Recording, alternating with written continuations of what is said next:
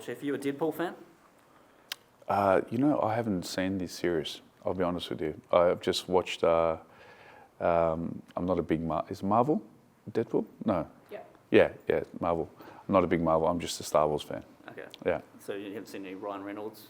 I'm sure I've seen one or two movies. Yeah. Okay. Obviously, there were reports that Wrexham are wanting to tour New Zealand and play a game against Wellington.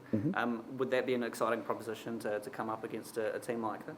Yeah, if it happens, it would be amazing. It'd be great to get their pedigree. I know they're a big club with big ambitions, and they have a bit of a cult following now. But yeah, it'd be great if it can happen.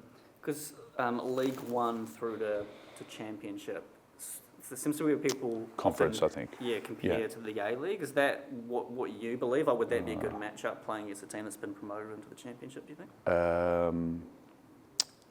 I hate to do comparisons because it can be skewed. You have such a big data set of players. I think it'll be a competitive game. It's early pre-season as well for both teams, so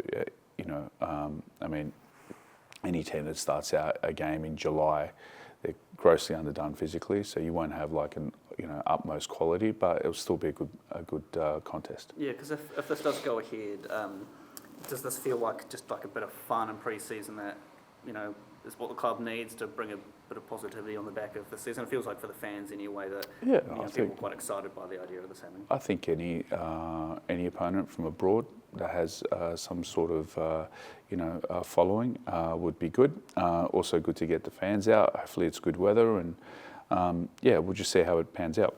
Because I guess July is the day when it's likely to happen. When do you plan to come back for pre-season? Because that seems like it would probably be quite early into pre-season. Yeah, it'd be very early. I would say it would probably be contractually, officially, you have to be July 1st. But we'll be a little bit before that in terms of testing and so on. So probably the first, or the 10 days before July 1st. Yeah, and obviously got one game to go in the A-League season this weekend. How do you approach this selection-wise? Is this a chance to maybe look at some of the younger players, give the likes of Luke Brooks-Smith and Gabriel Sloan-Rodriguez a chance to show what they can do ahead of next season? Yeah, I think for me, the Luke Brooks-Smith was very good off the bench last week. Gave us a nice dynamic. So was Walks. I thought they gave us good energy. Changed our intent in the front line. I thought that was really good. Gab and some of the other boys, they've been getting more minutes in the academy to build their loading in their legs. That's a big thing. Unfortunately, the season only started, Central League only started a couple of weeks ago, and it's been hard to get those boys opportunity to stay fit in terms of game minutes and so on. Training's there, but it's obviously not a good compensation for games. Gab was great last week in the academy. I want to reward him. Whether he starts or not, that's a different question. But I'd like to give him some game time. But in terms of giving opportunities to young guys and so on, I think we've exercised that this season. In terms of Scott and Sam, it's no secret that going to Perth Glory. With the season sort of, there's not much at stake. Do you deny them a chance to play against the team they're going to, knowing that they're going to be leaving, or are you willing to give them a farewell? I'll play the best team that's available for tomorrow. Where they go next season is none of my business, and it's got nothing to do with the decision making. For me, it'll be their last game at home as a Phoenix player, and I want them to have a good send off. Are you disappointed that they're leaving and going to a team that's at the bottom of the table? I'm disappointed when any player leaves, but again, the way football is, players leave, players arrive, coaches leave, coaching staff leave and come. It's a normal part of business. What are the motivational factors for tomorrow night for the team? Yeah, I don't like to talk about the intent of the players and the motivation of play. I would like to think that all of our players are continuously, whatever game they play, even in training games and training, that they're giving 100% and wanting to win. We build a very competitive environment. The boys aren't going in there just for a jolly up or not taking it seriously. They will be there giving 100%. I think last week you saw.